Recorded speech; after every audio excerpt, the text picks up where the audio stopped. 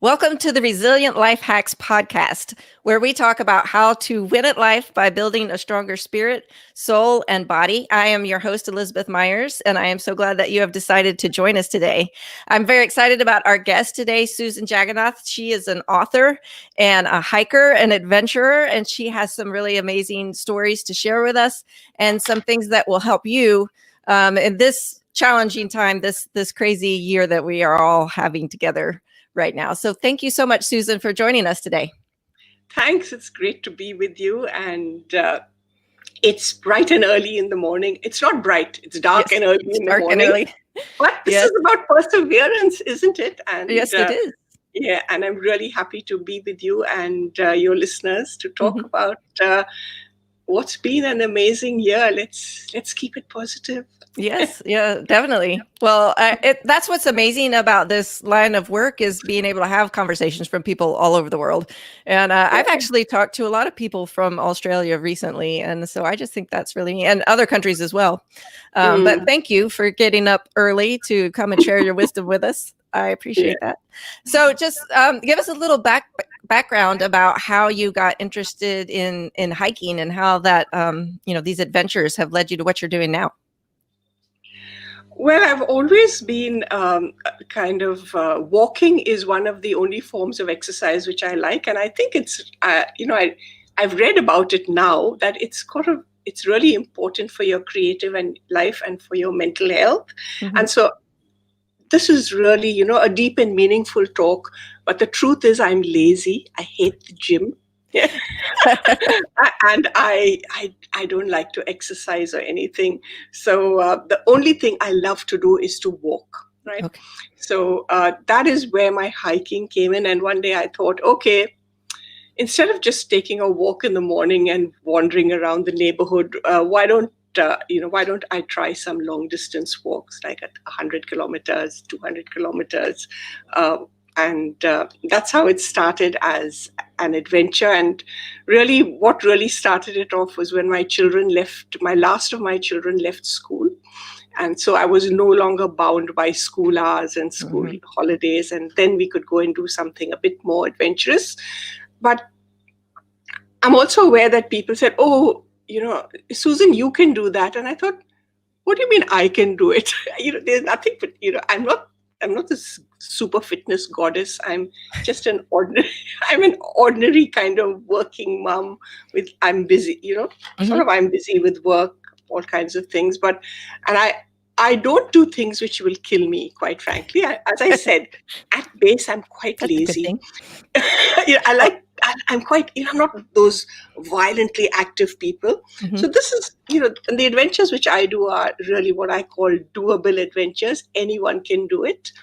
And that's what I go after. And after one or two of these adventures, I thought, okay, why don't I write a book about it?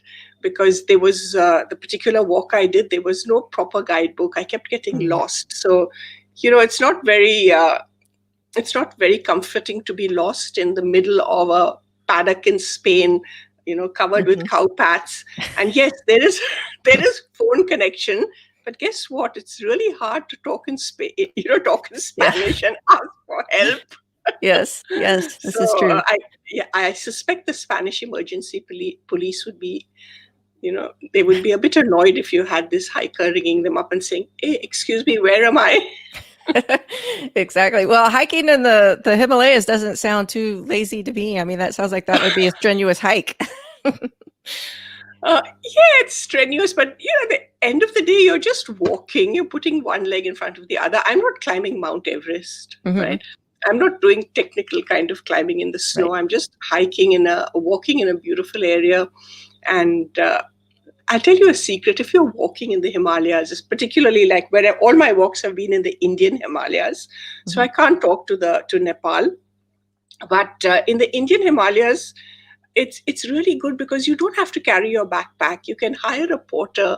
You can hire a pony to carry your stuff up. You can get a whole team to walk up and support you, even when there's nowhere to stay. And, you have guides. You can get people who'll carry all your stuff, including the tents, pitch the tents, cook a meal for you. So when you arrive in camp, everything's laid on and you feel like a Maharani. That's in very boots. nice. I need Yeah. one of those like for my life, like just Yeah, exactly. I just regular love life it. to go with I me. love it. And I think it's important, like when we go into these areas, I don't try to, I don't try to do budget or bargain with people, because I think these are local people. And, if we pump money into the economy there, this is a light footfall money coming to them. And we're keeping pollution down, and we are helping the people there by not forcing them to migrate to the cities, which they probably can't do today. So there's not else in the form of industry. So I feel that it's if I'm going to hike or if I'm going to have these adventures, I am not going to stint on spending money in the local area. And quite frankly, it's nothing much. If you have the money to fly from Australia to India and then get another plane to the Himalayas, you have money to spend on a porter or a pony or a guide. So yeah. So your adventures are helping out lots of other people along the way too. What do you do to prepare for, one of these hikes? How do you train yourself or get ready, or, what kinds of things do you have to think through before you go on one of these adventures? Well, the first thing is you have to get your mindset right and you have to get your feet right. So one of the things with the mindset is just really getting up every morning and going out and walking. And some people you don't discount that. That's actually a big effort. You get up in the morning out of your bed and, you got to dress up and get out and walk for 2 or 3 hours. When I did my first few hikes, I was still working full time. So we would get up at this time. I would get up at this time at 4 a.m. and go out and walk for 3 hours, then come home, change, shower, and go to work the whole day. So that's the mental thing. And we did that every single day, right? Except Sunday. We took a break for Sunday. Okay. And we stepped it up in a program, really. First, you walk 1 kilometer, then 2, then 5, then 10. So you take it easy and you make sure you don't harm your feet, right? So by the time you start your walk, like I've done these walks, I've never had a blister. Yeah, no blisters, no. That's nice. No, yeah, because you're ready, right? Yeah. If you go to that area and you're not ready and you get blisters, that's it. You're miserable. Yeah. I took up running a couple of years ago, and as I increased my distance, I got horrible blisters, and I ran a couple of marathons, so I lost my toenails too, which is not fun. So, yeah. Okay. No, I told you, I'm not that type of Yeah. Yeah. So like what kind of, encounters or adventures or crazy situations have you run into? Was there a time when you were stranded or, had some kind of crisis or emergency situation while you were out on one of these, or have they all been pretty calm and mellow? Oh, yeah. No, not at all. So I'll tell you about the last one. Okay. One of the things which I have to admit in public is that I'm scared of cows. Okay. Now there are people who are scared of other things, but I'm scared of cows. And in India and anywhere, if you're hiking, I've been face to face with cows everywhere, and I don't think they're nice animals. They're out to get you. And there are more people who are killed by cows every year than by hippopotami. So really, yeah, because and anyway, that's another story. So we had this. We had this situation. We were in the we were accessing the Valley of Flowers, walking up the side of the valley, and it's quite a well laid out path because it's also a pilgrimage path. But at one stage they were doing work, and so they had blocked the main path, and the path was directed up a narrow side valley, right? So it was the path was really narrow, and on one side there was the ditch, and on the other side there was the mountain or whatever it was. But it was a kind of villagey area, and there was a lot of confusion there. And we were walking along, inching along, and suddenly from the corner of my eye, I saw this black thing, and I thought something, stink. And I stepped into the mountain, and a cow I swear, a flying cow hurtled Oh my. past us and fell, and it pushed my I was hiking with a group of friends. It pushed one of my friends over the edge, right? And Oh my but goodness. she caught hold of a little branch of some bush over there and kind of didn't go right down. And sort of, I went there and said, "Oh my God, Vibha, what happened to you? Are you okay?" And she's telling me, "Did you get it on video?" I'm thinking, I'm terrified of this cow, and Yes. nothing how this cow just fell down. The path was just hairpin bends, and it just fell off one. I don't know what it was doing. It fell off from above you. And Yeah, literally. And it's not amusing when you have a large black cow falling on you. And then Vibha went off the side, but we pulled her up, and the cow just got up and shook itself off and went off. And then the cow herd came chasing after the cow, and he was only worried about the cow, and we were thinking, yeah, what's going on? And he just didn't even look at us. So he ran after his cow. oh wow. I'm My thinking, goodness. this is really, really, if anything happens, Susan was hiking and she was killed by a cow. black A cow, flying cow. Yeah. a flying cow. Now, if it was a yak or a mountain bear or a mountain leopard, that would be really exciting and, some noteworthy thing. But to be killed by a cow on a rather unpicturesque slope, because it was all dug up because they were making a bridge. So I was just thinking, that would be a very messy death.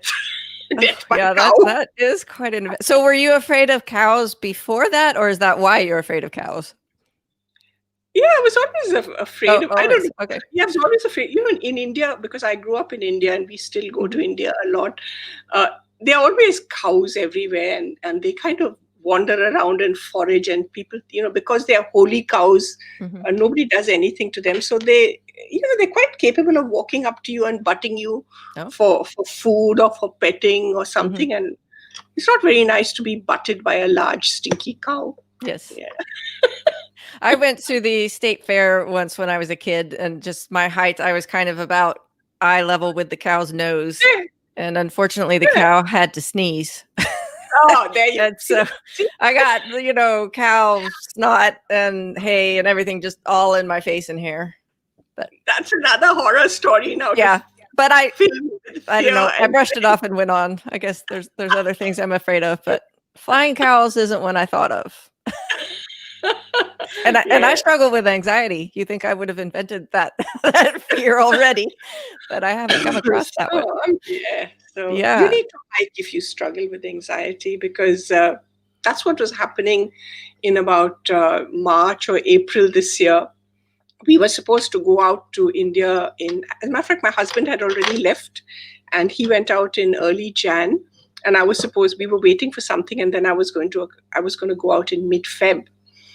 And all this started, and it was people were still traveling, but I know that in mid-Jan, this was quite early. In mid-Jan, I was talking on Facebook with various friends, and now because I've been in IT all my life, I have a lot of friends from China, and one of them said, they aren't just 40 deaths in Wuhan. He said there are many, many more.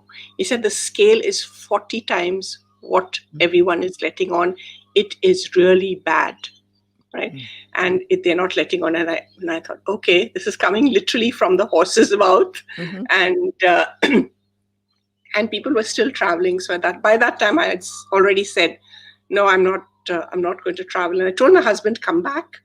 And he said, nah, it'll be okay. Everyone's taking precautions. India is very strict. Everyone's being scanned. It's not going to come here.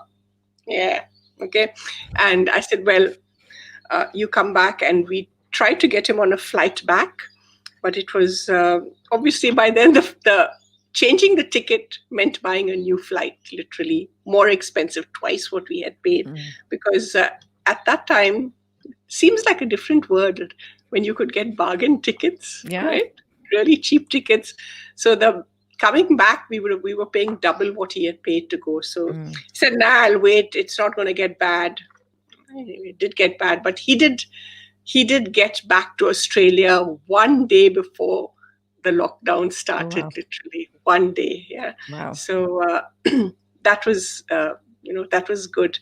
But in this time, because of this, we got very anxious. Mhm. And so I had, I think I had an injury, I think, on my leg or something. Always get a little bit, and that is enough to make me, I'm not going to walk. And it was very hot in February. January and February, it's scorchingly hot in Australia. So I stopped walking because it was I would have had to get up at like 3 a.m. this time and start walking to get a bit of coolth. But so I stopped walking, and I was getting very anxious. So I said, okay. So in March, it cooled down slightly, and we could still walk. We've been very fortunate in Australia, really. We could walk locally. So I started again walking, and I found as soon as I started walking, I found that anxiety levels going down, because I was getting anxious. It was an unknown then, Mhm. and it was really, you heard all these things. So I started walking, and yeah, by the time I was walking 10 kilometers a day, I was no longer anxious. I Yeah. was just wondering, I was just thinking about Mhm. my feet.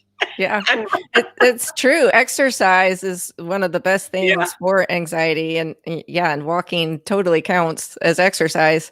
I do that a lot now too. But what other, things have you either just learned from life or from your adventures and your hiking that you think would be helpful to people in this crazy year that we've had? And I think there's a lot of people out there that even if they hadn't struggled with anxiety before, I think it's been an issue for most people this year just because of all the unknowns that are flying at us. And you kind of get your feet back yeah, under you from one thing, and then something else comes, and tell me it's kind of about like, it. Yeah. what's going to be next? Well, this year I had to cancel all my long distance hikes. We had 3 of them lined up. So obviously none of them came about. But what I did do was I said, okay, I'm going to publish my 3rd book on the Valley of Flowers, which I did last year. And people said, oh, it's crazy. Don't publish a book on hiking in the Himalayas today when nobody can travel. We're all in lockdown, because by April, we had gone into complete lockdown here as well. So I said, okay, what else is there to do? So I said, no, I'm going to write. So I wrote the book, and the book was mostly written over December, and I was going to publish in January, early Feb, before I went to India the second time. But this kind of put a stop to it. So I went back, I rewrote the book, and I made the book less of a guidebook and more of stories, and more of an adventure and a memoir about walking, about friendship, because we walked with four of us walked, 4 girls, and we have been friends for the last 40 years, right? Oh, wow. All, That's neat. we're all in IT. We all worked in the same place, and Mhm. this was a dream of ours for many years. So I put more of that into it, because I reckon people want to hear stories of people, and Mhm. this is for women. And one of the things about the Valley of Flowers is that everything that has been written about it has been written by British explorers in 1937. And I thought, it's time we had an Indian woman write about it. That's Yes, enough. there you go. Enough. Yeah. There's no need for the only literature about this area to be written by ex-colonialists. Books are wonderful. I love Yes. the books, but obviously they're out of date. And there's Mhm. one quote from Frank Smith. This guy who wrote the book was Frank Smith, and he's a forgotten mountaineer, but he is actually quite significant, and it's a pity that people have forgotten him everywhere except in India, because you see, in India, people still respect and honor people of achievement, regardless of whether he Mhm. was British or not. So he has an encounter at a particular meadow, right, with an old woman, and he asks her the way. She's driving cows, and he asks her the way. And she puts her head down and goes away, and she's too frightened to talk to him. And he puts this thing: when will the Indian woman be liberated from this fear and be able to, fulfill herself and not be so suppressed? So I said, so Mm. in my book, I answer that Yeah. 97 years, right? I said, yeah. That's awesome. I said, it's 97 years. It's exactly 2 generations still he Wow. made that. And I met at the exact spot. We met 3 women, grandmother, mother, and granddaughter, at the exact spot, driving a cow with Yeah. carrying the newly born calf Oh, as if it was a baby at the exact spot. And they didn't look suppressed or repressed to yeah. me. They were That, quite happy to chat. that's an incredible story. I like that. It Thank you was, for sharing that. I couldn't believe it because, when I looked at them, because I had the maps on, I had plotted his path, and this was the exact spot. And he talks about the same mountains, which he says, I looked up and saw this shining spire, and I looked up and I saw the shining spire. It was unbelievable. Yeah. Oh, that's neat. So I read through part of your book, and so I can kind of imagine that. But for our listeners, maybe who aren't familiar with the Valley of Flowers, can you explain what that is?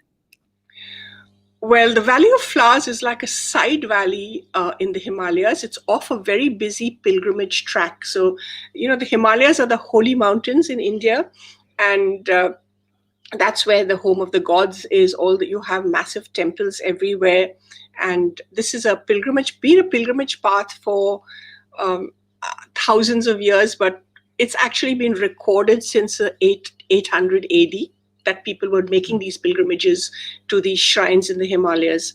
So it's a pilgrimage track going up to Badrinath, which is a major temple.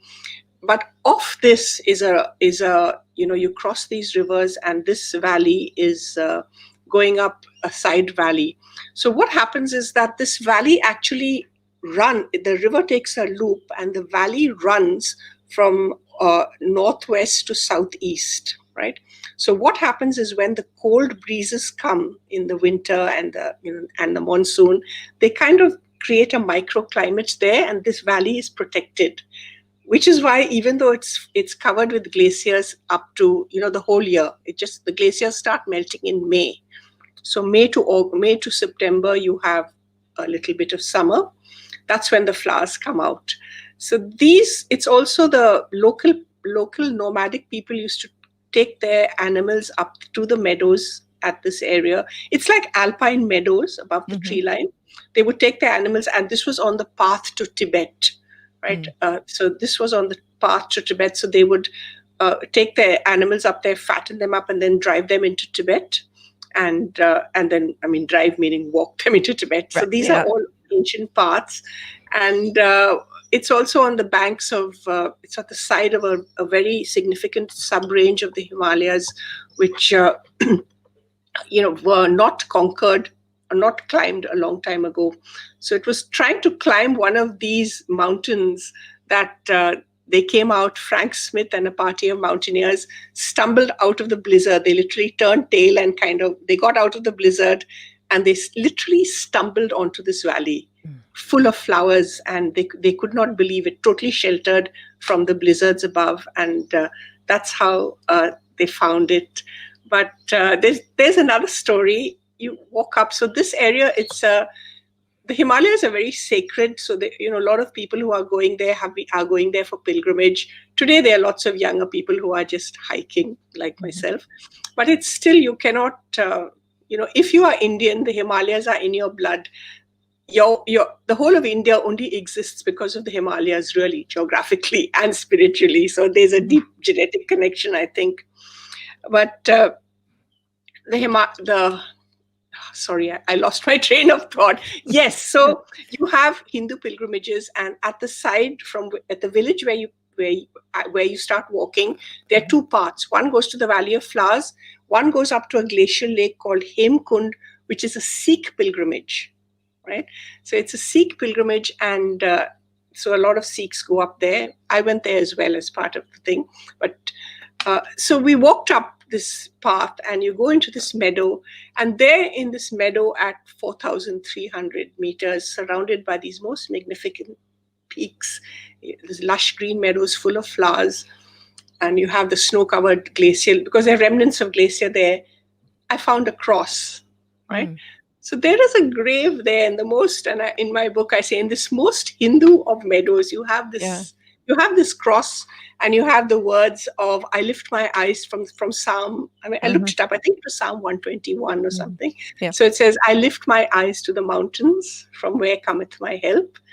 So this was a woman hiker, right? So in 1938 or something, she came from Kew Gardens in London to document the actual botanics, the flowers, because Frank Smith obviously was a mountaineer, so he must have done such a bad job just trampling on the flowers that the samples he took back, when he took them aside, nah, this won't do, mate. We're going to send a woman out. Yeah. So they sent this out. Her name was Margaret Legg. They sent her out, but she literally did the huge hike up there, but she lasted like 5 days and she was dead. She fell off a cliff and died, and that's where her grave is. So quite sad, because she was. But in a way, I was thinking this is where she would long to be, in the She was a botanist, surrounded by the most beautiful, rare alpine flowers, and you have this cross literally there, and someone had put a rosary on it, and I was thinking, actually, she was Anglican, so she may not have wanted to say the rosary. But anyway, I wasn't going to argue with whoever put it up there. Yeah, but they were honoring her in their own way, I guess. Yeah, so it was a bit surreal, because it's like, when was the grave? I think the grave might have been put there in 39. Her sister came out from England and made the grave properly and took her stuff back. So it's been there quite a long time, but it's maintained. The mountain, there's a mountain institute there who come up and maintain the grave and keep it painted, and have this. They paint this psalm on it in Hindi and English. So it's quite. Yes, I was thinking there's a tale of perseverance, and I don't know if it's sad. She might have been, as if you believe that this is this path, and that's why I love hiking. That this is it's a perfect metaphor for our life on earth. We are pilgrims on a journey, and our ultimate destination is God or heaven, which is above us. And that's what you're doing in the Himalayas. Your destination is above you. You're hiking up on a narrow, winding path, which is very difficult, because the broad path leads to diesel fumes and violent traffic, and also cows. So it's better to be on the winding path. Yes. So I just found this was a great connection as a bunch of women walking over there. We found this. We hired on the second day, we hired a woman guide, a local guide from the village. And she might have been about 20, young girl. And we said, okay, we'll go up to the valley with her. And she was so knowledgeable. She, showed us things which nobody else could show you except a local. And she said no, because we weren't sure whether we wanted to see her grave. You know how it is. I'm so tired. Yeah. But she said, no, you have to see this. And it was magnificent to just walk up and just find this green meadow with surrounded in literally in it's like being held in a cup, literally, of mountains, and this meadow with the cross in it. So it was. Well, I love your metaphor, and that's just got to be a beautiful, breathtaking sight to just be up in the mountains and the glaciers and the snow, and then see these meadows and flowers, and just in the place you'd least expect them to be. Exactly. So that's really amazing. If you got to persevere, because. I'm sorry to say that's not an easy hike, even though I like easy. But I didn't say I like easy. It's doable. Yeah, it's doable. But it's certainly. I always train enthusiastically at 100 meters above sea level, and then I go to 4,000 meters above sea level. A little less air. Yes, less air. But this time. I went, this is, I think, my third trek in the Himalayas, long distance trek. This time I took altitude sickness pills. I went to the doctor and got it, and I said, yeah, I'm going to take it, because I knew I would not be able to do the walk without it. So I went and got a prescription, and I did take it, and yes, I was able to complete the trek. Wow. And you still have fatigue, but it's not that that literally severe. It's not that severe that you think I have to descend, because altitude sickness it's a real problem. And people, I could see people over there say, oh no, you take it, after all, you're old. Okay. Yeah. But altitude sickness, nothing to do with age or fitness. Oh yeah, it has to do with oxygen and breathing. It's got to do with, and with me, I know that if you got it once, it will come back. So literally, it's not about fitness, unless you've lived in those mountains your whole life and been born there, then you're used to it.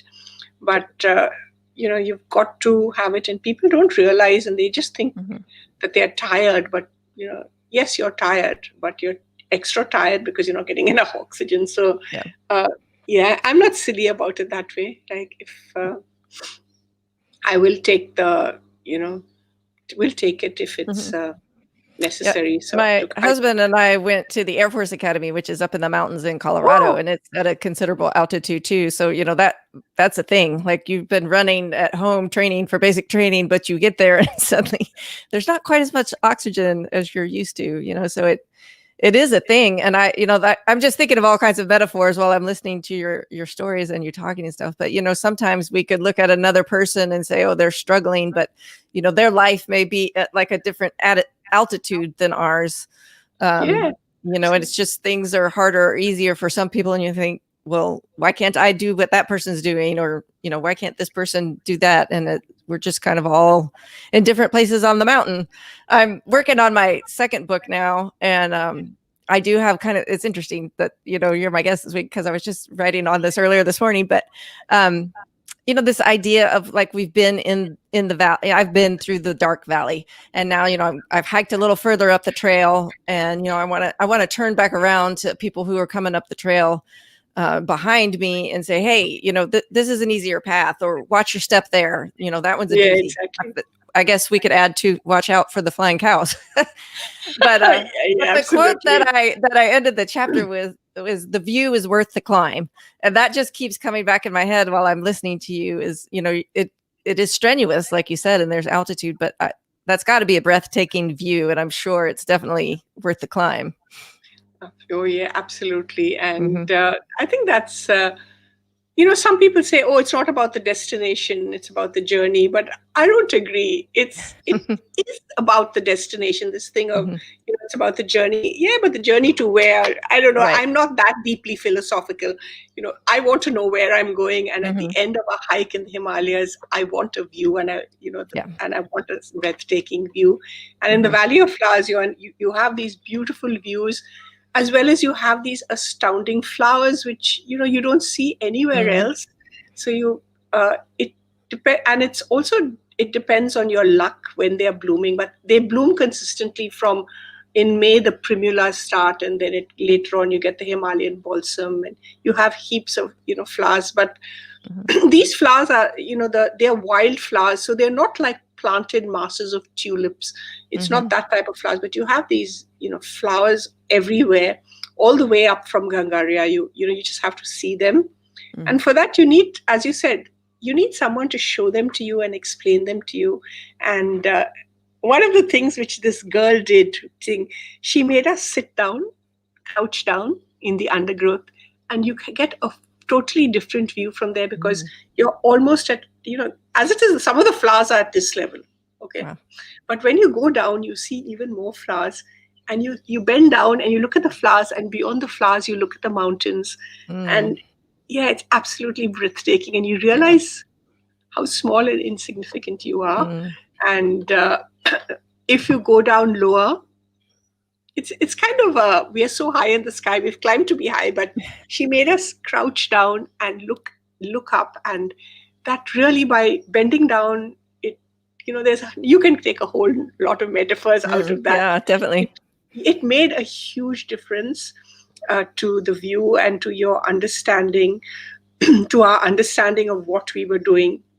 So it's, it's Yeah, it's a whole new definitely, perspective, a whole different way of looking at it. yeah, and it's like, it's like blessed are the meek, right? Mm-hmm. It's not that I'm so glorious, I'm so great, I've climbed so high. The lower you go, the meeker you are, the more beautiful it is. It was it's like these real life lessons, or it's like scripture coming to life, or these, I'm not a great, I'm not a great Bible thumper or reader. I read a bit, but I'm not so wonderful. I can't just spout quotes. But it was like it coming to life. I could, really literally think of like the Lord is my shepherd, he leadeth me along the path. It was beautiful, but there were no quiet waters. They were like violent icy streams. But maybe there aren't any violent icy Himalayas in Israel where David wrote this poem, but it was so apt. So that was and then talking about perseverance, I went ahead and wrote the book, and changed it a bit. And the book, literally I published it on April 30th, normally at the end of April, and I announced it on May 1st. And by May 2nd, it hit bestseller in Australia. And by the middle of May, it hit bestseller in the UK and the US. So, yeah, who says that people are not reading? People still need to escape. And by about June or July, we had some stats about it, that there's been a 33% increase in purchases of ebooks. And wait for this, there's been a 14% increase in purchase of print books as well. So even though the increase is more, so there are people still buying books, still downloading books. And because they're all at home, they need more books. And they need your story, because people want to, we're going through a stage where at one stage people want to read what, say, Barack Obama or someone has written, but people also want to read what you and I have written, because you and I are not Michelle or Barack Obama. We are ordinary people, but we have lives and stories too. And I think possibly we are more relatable. Yeah, I think everybody has a story that they could share to benefit others. And so you have a opportunity to help people who want to share their story. Can you tell us a little more about that? Yeah, so from hiking, I had to, because I couldn't hike. So I sort of switched it, and I used to write. I do write. So I switched that around, and I started helping people to write their own books as a book coach. I used to have book courses. I still have courses for books, but I wasn't happy with the completion rate of people who took the courses, really, because and I realized that most people, they need someone to talk to, because book writing is very lonely. And if you're doing it on your own, it's even lonelier. And we're there to help. There are lots of communities, but people don't necessarily know that most authors are not competitive. The more you help each other, there are plenty of readers out there. If someone who's going to buy my book is not going to buy your book, Elizabeth. Exactly. Yeah. So we help each other. So I had what I've done in the last month or so, just before the end of the year, to encourage people, if you're at all thinking of writing a book, if you've written a book and you're wondering what to do with it, or you're stuck in the middle of a book, I have a call. So you can talk to me and ask me anything. You book a 1-hour call, down there. And literally, I'm not pitching anything in it. I'm not pitching my books. I'm not pitching my courses. I'm just, call me, and we'll chat for 1 hour, and literally you ask the questions. You ask me what you want. So I've had a few interesting people ask me strange questions. So one person asked me, how do you buy your bestseller ranking on Amazon? And I thought, you can't. That's not how that works. I said, don't even try. Oh my God. I said, you will get banned forever. And I don't think you can do it. But I had these weird, fairly weird ones. And then there was another lady who had actually published with a vanity press and hadn't sold many books. And she was heartbroken because, she was wondering what to do, what was wrong with her book. And I said, nothing's wrong with your book. the person promised to publish, they didn't promise to market. Yep. So you Exactly. have to understand that. And Mhm. and then she asked me a few things, and Yes. so those were All right. two out of the blue things. Yeah, great. Yeah. Well, so I put the link there for Thank you. listeners Yeah. or viewers, and I've dropped it in the comments, and I'll add it to the show notes for the Thank you. podcast. Definitely. Yeah. So I would recommend that you guys take advantage of that if you're at all interested, or maybe you've never even thought about writing your story, but in this season, where so much has been shaken up, it's a great time for people to pivot. And we do have some extra time because of some things that have been canceled.